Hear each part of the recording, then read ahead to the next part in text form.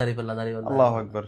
আচ্ছা, শাহজাহান চৌধুরী তো মজলুম মানুষ, মানে 9 বছর জেলখানা যেতে মানে 9 বছর টানা জেলখানাত। এবং এই যে জেলার কাস্টডির মধ্যে, কোর্টের কাস্টডির মধ্যে যে বক্তব্যই দিল, সারা দেশে মানুষ হান্না করবে। তো এখন কি হবে মানে এর বুটার করার লাই?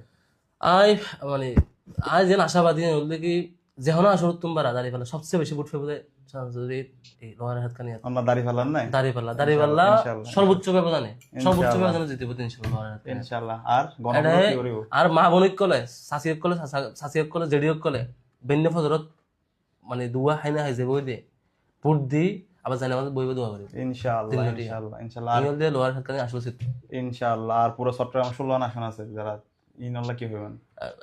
এটা লোহার সরকারের যে অবস্থা আশেপাশে তো তার এটা সর্বোচ্চ ব্যবধানে জিতে তো আশেপাশে বেগিন ইনসাফের ইনশাআল্লাহ যে সমাবেশ হয়ে দেখলাম এটা বিশাল মানুষ। আমি তো কি আল্লাহু আকবার আল্লাহু আকবার সিটা ফর তিনও সমাবেশ এটা তো অন্য দলে পুরো সিটাং মিলে সমাবেশ তো উগুয়া সিটাং ভিতর তিন না সেরগো সমাবেশের ভিতর বেগুনত মানে ওই মাঠ কানায় কানায় পরিপূর্ণ মানুষ।